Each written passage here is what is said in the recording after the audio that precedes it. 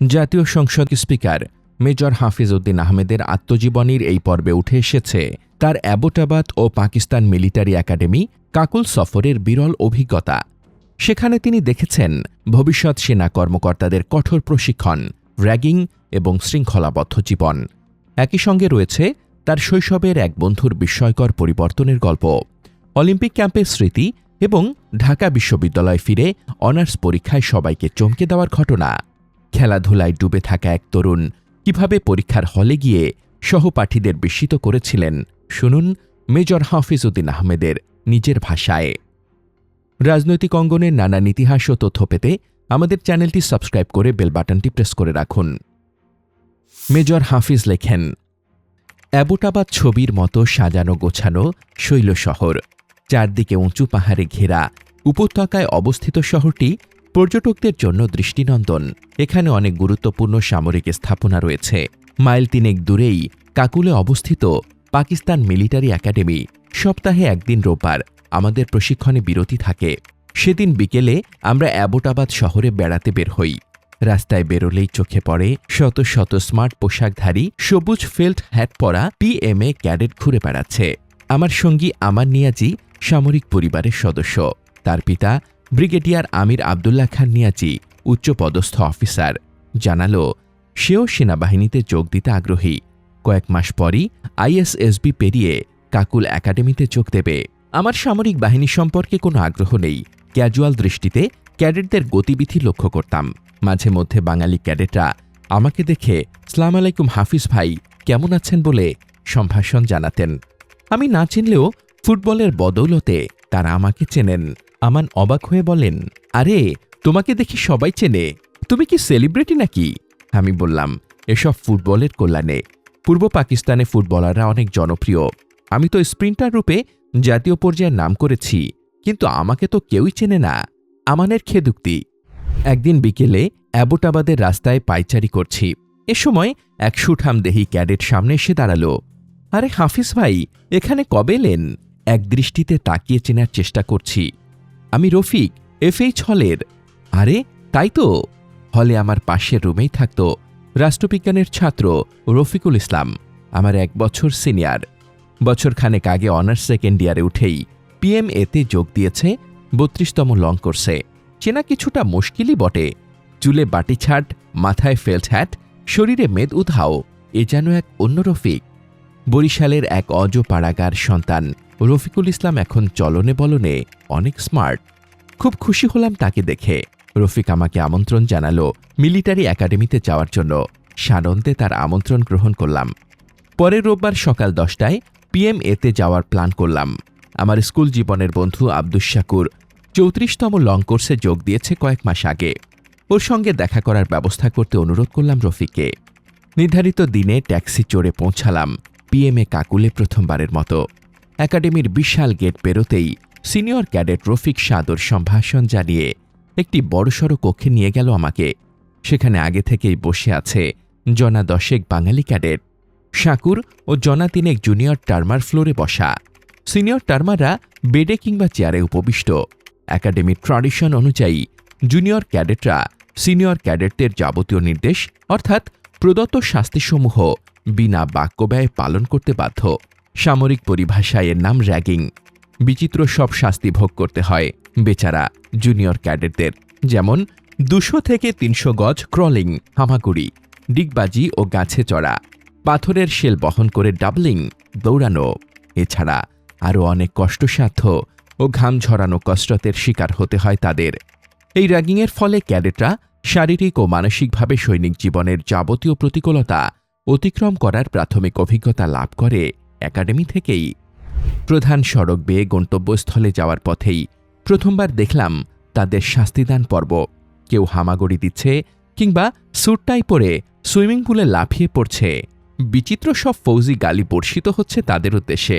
কখনো কল্পনাও করিনি একদিন আমারও এমন করুণ দশা হবে আর অন্যরা দাঁড়িয়ে সেটি উপভোগ করবে। ফ্লোরে বসা শাকুরের অবস্থা কাহিল। সকাল থেকেই নানা প্রকার শাস্তি ভোগ করছে আমার সঙ্গে দেখা হওয়ার আগেই।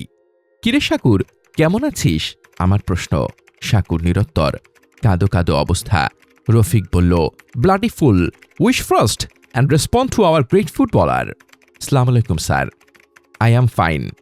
শাকুর ঢোক গিলে কোনো ক্রমে উচ্চারণ করে সোজা দেওয়ালের দিকে তাকিয়ে। এতক্ষণে বুঝলাম পিএমএম এর উইশ করা মানে শুভেচ্ছা জ্ঞাপন নয়, সালাম জানানো।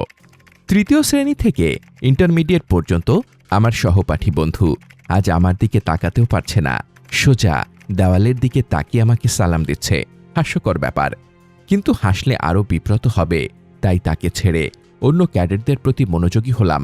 শাকুরের পাশেই ফ্লোরে বসা ক্যাডেট ইকরাম সাইগল। ঢাকায় ক্রিকেট মাঠে তার সঙ্গে পরিচয় হয়েছিল। তার পিতা পাঞ্জাবি কর্নেল, মা বাঙালি। তার অবস্থা শাকুরের চেয়ে কিছুটা ভালো। সেনা পরিবারের সদস্য বিধায় এহেন পরিস্থিতিতে মোটামুটি মানিয়ে নিয়েছে। কয়েক ঘন্টা চমৎকার সময় কাটালাম একাডেমিতে।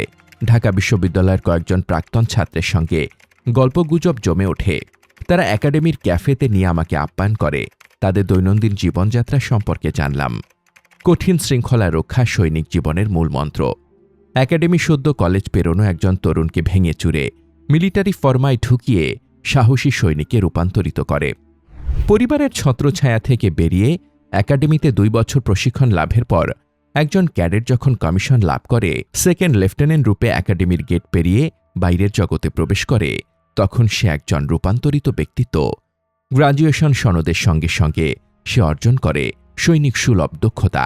ম্যাপ রিডিং, আইন, যুদ্ধকৌশল ও সমরবিদ্যার যাবতীয় বিষয়ে পারদর্শী হওয়ার সঙ্গে সঙ্গে তাকে অর্জন করতে হয় নেতৃত্বের গুণাবলী। বিকেলের দিকে ট্যাক্সি চড়ে ফিরে এলাম আমাদের ক্যাম্প হোটেলে। ফিরতি পথে বারবার শাকুরের কথা মনে পড়ছিল। বরিশাল জিলা স্কুলে 3য় থেকে 10ম শ্রেণী পর্যন্ত আমরা সহপাঠী ছিলাম। তার বাবা মৌলভী আব্দুল গফুর ছিলেন ধর্মীয় শিক্ষক। শাকুর ছিল অত্যন্ত লাজুক, এতটাই যে শিক্ষকের রোল কলের সময় লজ্জায় প্রেজেন্ট স্যার কথাটিও উচ্চারণ করতে পারত না। প্রথম সারিতে কোণার দিকে উপবিষ্ট নিচের দিকে তাকিয়ে থাকা সহকর্মীর পুত্রকে দেখে নিয়ে উপস্থিত মার্ক করতেন ক্লাস টিচার। শাকুর ক্লাসের বাইরে কারো সঙ্গে মিশত না। ম্যাট্রিক পাশ করা পর্যন্ত একটিও সিনেমা দেখেনি। ম্যাট্রিক পাশের পর পিতা তার ওপর আরোপকৃত নিষেধাজ্ঞাসমূহ কিছুটা শিথিল করেন। হাজার হোক, সে তখন কলেজ ছাত্র, সাবালক। শাকুর এই সদ্য অর্জিত স্বাধীনতার পূর্ণ সদ্ব্যবহার শুরু করে। তার বাসা থেকে বিএম কলেজ পর্যন্ত আসতে 2টি সিনেমা হল পড়ে, জগদীশ ও সোনালী। শাকুর 2 হলেই নিয়মিতভাবে হাজিরা দিতে শুরু করে। প্রতিটা ছবি কমপক্ষে 5 বার করে দেখে। প্রথম থেকে 10ম শ্রেণী পর্যন্ত সে সিনেমা দেখার সুযোগ পায়নি। সেই বঞ্চনা, অপ্রাপ্তি পুষিয়ে নেওয়ার জন্য একাদশ বর্ষে এসে সে উঠে পড়ে লাগে।